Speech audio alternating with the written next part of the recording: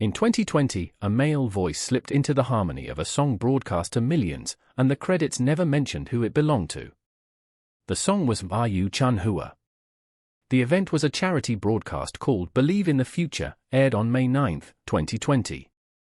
The lead vocal belonged to Na Ying, one of Chinese pop's most respected veterans.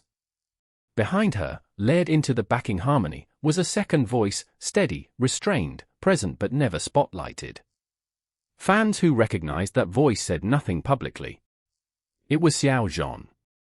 That detail alone would be easy to skip past. Uncredited backing vocals happen constantly in the music industry, usually for practical reasons, arrangement needs, vocal texture, nothing more. But the timing here is the part worth sitting with. May 2020 was, by any measure, the most difficult stretch of Xiao Zhan's public career. He was at the center of an intense wave of public criticism. And in the middle of that period, he chose to appear inside someone else's performance, unseen and unnamed. 6 years later, on August 22, 2026, he stood on a stage in Beijing and sang that same song by himself. This time there was no hiding. He was the credited guest at Na Ying's own concert, the lights were tuned to his favorite shade of red, and tens of thousands of people sang the chorus back to him. Rabbit News Hallyu wanted to know what actually connects those two moments, and what the 6 years in between can tell us about how an artist's public standing gets rebuilt, not through statements, but through stage time. Start with what audiences actually saw last week. On August 22, Xiao Zhan appeared as a surprise guest at Na Ying's Beijing concert. While Na Ying went backstage to change costumes, he took the stage alone and performed Hallyu Chunhua as a solo. Before singing, he told the audience he hoped everyone could be like the title of the song, quietly waiting for spring to bloom.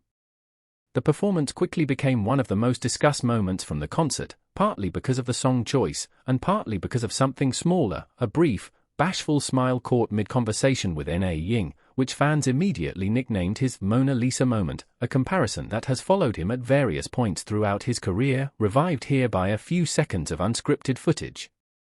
That viral smile is a real detail, and it explains why the moment traveled fast online. But it is not the detail that explains why he was on that stage at all, or why that particular song was the one he chose to sing. It's worth pausing on how differently that clip traveled compared to the fuller story behind it. Short-form platforms reward exactly the kind of moment this Mona Lisa smile provided: a few seconds, an easy comparison, instant shareability. International fan communities in particular tend to receive Chinese-language entertainment news through exactly this kind of compressed clip, stripped of the context that a domestic Chinese audience might already carry. That's not a criticism of anyone involved. It's simply how a 6-second reaction shot outcompetes a 6-year backstory for attention, even when the backstory is the more meaningful half of the same night. The answer sits in a promise made a year earlier. At Li Jian's concert in 2025, Na Ying asked Xiao Zhan directly whether he would come to her show. He agreed on the spot. When he returned to fulfill that promise in 2026, he said it plainly on stage: if a promise is made, it has to be kept. That single line reframes the entire appearance.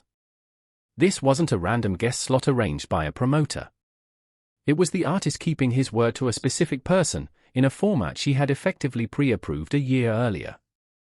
And that reframing is what makes the Hallyu Chunhua choice worth returning to. This is not a song Xiao Zhan picked cold. According to accounts of the rehearsal process, Na Ying personally coached him on breath control and pronunciation ahead of the performance, the kind of hands-on guidance a mentor gives when the standard being applied is a professional one, not a casual favor.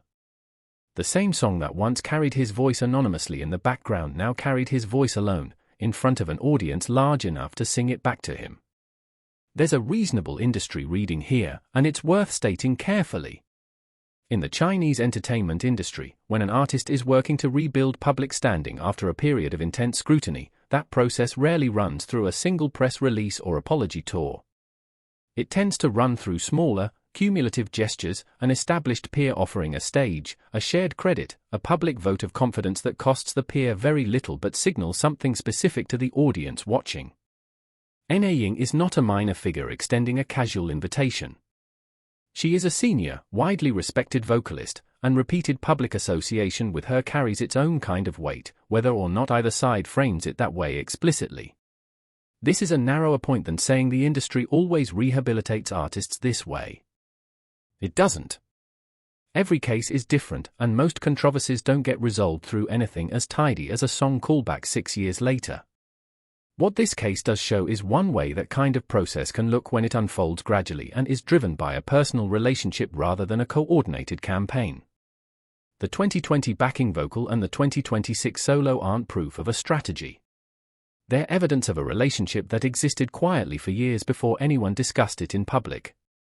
There's also a media framing angle here that's easy to miss. Most coverage of the concert led with the surprise guest angle or the viral smile, because those are the elements that fit a headline.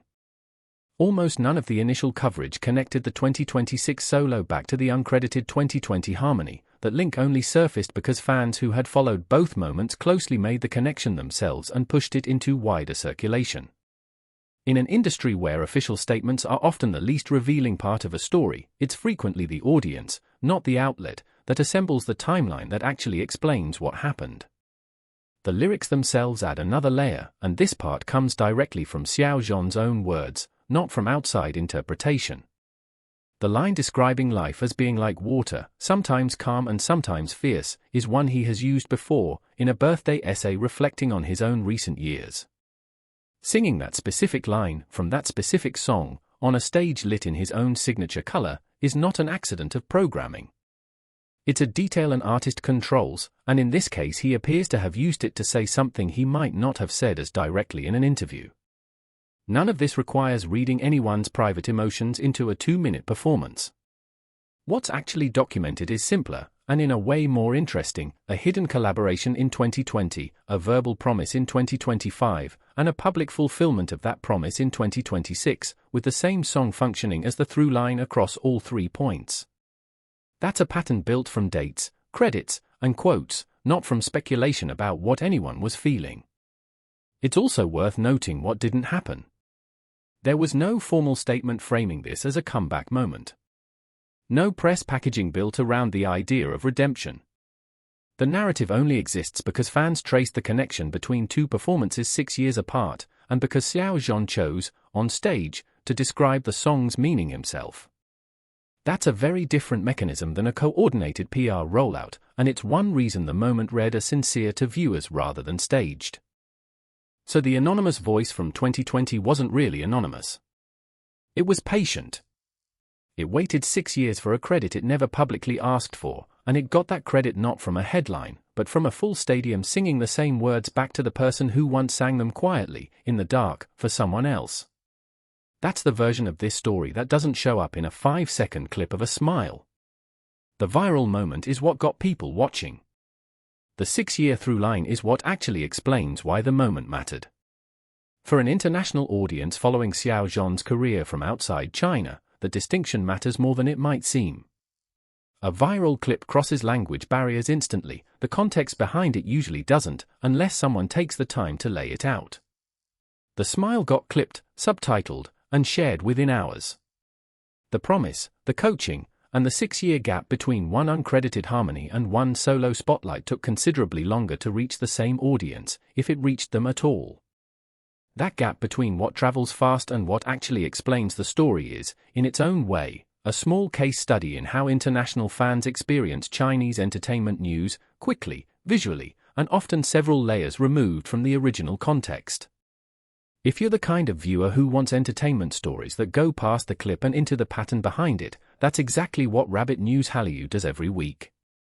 Subscribe if you want analysis, not just updates.